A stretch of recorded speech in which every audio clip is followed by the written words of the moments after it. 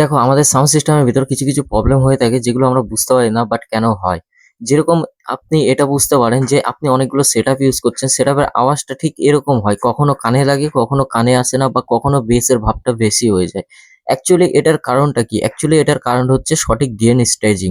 সঠিকভাবে যদি gain staging না করা যায় তবে কিন্তু আমাদের সেটআপের আওয়াজটা খুবই তীক্ষ্ণ হয়ে থাকে, খুবই পরিমাণে কানে লেগে থাকে, না হলে খুব পরিমাণে আওয়াজটা চাপা বেরোয়। তো এটা হচ্ছে সঠিক গেইন স্টেজিং না করতে জানলে এই জিনিসটা হয়ে থাকে। কথা বলি একটা মেশিনের সাথে আরেকটা মেশিন ম্যাচ কেন হয় না? তো এর পিছনে অনেকগুলো ইস্যু থাকে। অনেকে বলে ফেজ ইস্যু, অনেকে বলে পোলারিটি ইস্যু। অ্যাকচুয়ালি ফেজ আর পোলারিটি দুটোই কিন্তু ভিন্ন, দুটোর কিন্তু আলাদা ইস্যু। অনেক সময় লাইভ প্রোগ্রামের ক্ষেত্রে দেখে থাকি যে লাইভ প্রোগ্রামে আমরা মনিটর ঠিকমতো প্লেস না করার ক্ষেত্রে তো আমাদের কি হয়, সিটিটা খুব পরিমাণে আসতে থাকে। তো এই যে মনিটর প্লেসমেন্ট কিভাবে করতে হয়, সিটিটা যত সম্ভব কম করা যায় তো সেটা কিভাবে করা যায়। তো দেখো এত কিছু আমি তোমাদের শেখাতে চলেছি একটা সাউন্ড সিস্টেম কোর্সের মাধ্যমে। যে কোর্সের ফিস থাকছে সম্পূর্ণ ৭,০০০ টাকা মাত্র।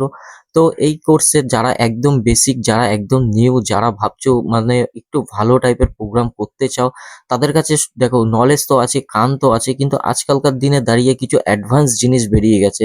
যেরকম ডিএসপি, একটা ডিএসপি কিন্তু তোমাদের ৫-৬টা ইকুয়ালাইজার, ৫-৬টা ক্রসওভার, তার থেকেও বেশি কাজ করে, কারণ তার ভিতর লিমিটার, কম্প্রেসার। অ্যাকচুয়ালি আমি যদি শর্টকাটে ডিএসপিটাকে কোনো কিছু দিয়ে বোঝাতে চাই তাহলে আমি এইভাবেই তোমাদের বলতে চাই যে ডিএসপি এমন একটা জিনিস যেটা তোমার স্পিকারের ক্ষেত্রে খুবই গুরুত্বপূর্ণ একটা বিষয়। কারণ ডিএসপি দিয়ে তুমি একটা স্পিকারকে খুব ভালোভাবে ড্রাইভ করতে পারবে, যেখানে তোমার স্পিকারটা না হবে ড্যামেজ, না ওভার ড্রাইভ। অনেকে আছে যাদের সঠিকভাবে ফ্রিকোয়েন্সির নলেজ নেই, ফ্রিকোয়েন্সিটা অ্যাকচুয়ালি কি, ফ্রিকোয়েন্সিটা কতটা কাটিং করা উচিত, ফ্রিকোয়েন্সিটা অনেকে ইকুয়ালাইজার ব্যালেন্স আমি দেখেছি কেউ হয়তো সেইভাবে ব্যালেন্স করেছে আর সে সেইটা দেখেই আজ পর্যন্ত চালিয়ে যাচ্ছে। বাট সে এটুকু আউট নলেজ লাগাতে পারছে না যে এটা যদি আমি চেঞ্জ করি এর থেকে কি বেটার হতে পারে, না ভুল হতে পারে, না ঠিক হতে পারে। মনের ভিতর যেকোনো একটা কনফিউশন থেকেই যায়। তো এই সমস্ত কনফিউশন দূর করার জন্য আমাদের ক্লাসটা আপনারা জয়েন করতে পারেন। ক্লাসের ভিতর থাকছে প্রচুর অ্যাডভান্স লেভেলের জিনিস, যেরকম থাকছে কিছু ডিজিটাল মিক্সার থাকছে, ঠিক আছে? ডিজিটাল মিক্সারের কোর্সটা এর ভিতর অ্যাড নেই, বাট ডিজিটাল মিক্সার ক্লাসের ভিতর থাকছে আপনাদের দেখানোর জন্য।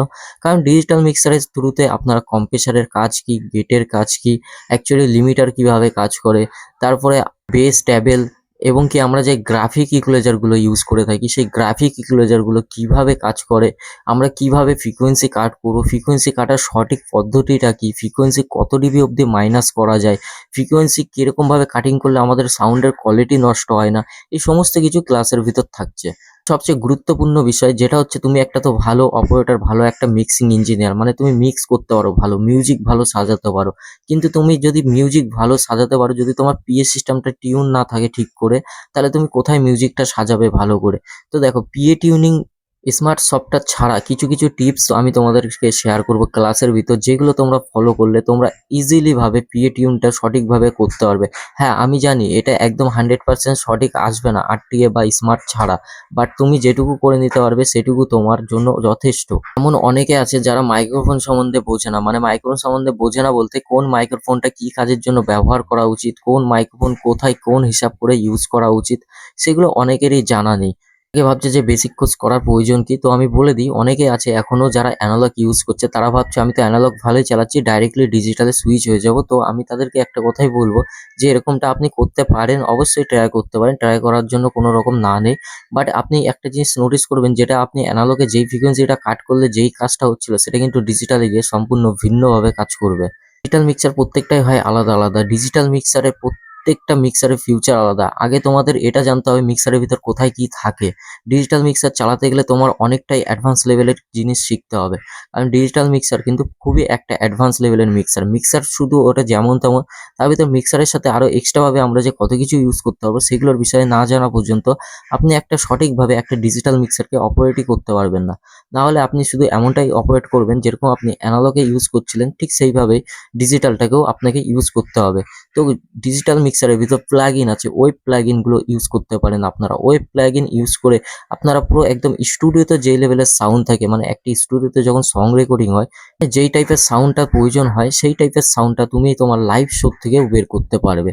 তো এগুলো হচ্ছে প্লাগিং এর কাজ। তো প্লাগিং এর অনেক রকম কাজ আছে, তো এগুলো একটু অ্যাডভান্স লেভেল। নেক্সট আপডেটে আনতে চলেছি ক্লাসের ভিতর। তো আশা করি যদি আমরা প্রথম ক্লাস স্টার্ট করতে যাচ্ছি, এই ক্লাসটা যদি সাকসেস হয়, তো নেক্সট স্মার্ট থেকে শুরু করে ডিজিটাল মিক্সচার দুটোই থাকবে। ক্লাসটা হতে চলেছে নদিয়া ডিস্ট্রিক্ট কৃষ্ণনগরের থেকে 30 থেকে 40 কিলোমিটারের ভিতরে। এক্সাক্ট লোকেশনটা যারা রেজিস্ট্রেশন করবে তাদেরকেই দেয়া হবে ঠিক ক্লাসের 3 থেকে 4 দিন আগে। আশা করবো ভিডিওটা ভালো লেগেছে। ভিডিওটা একটা ছোট্ট একটা আপডেট দেওয়ার দরকার ছিল। হচ্ছে নতুন কোনো ভিডিওর সাথে।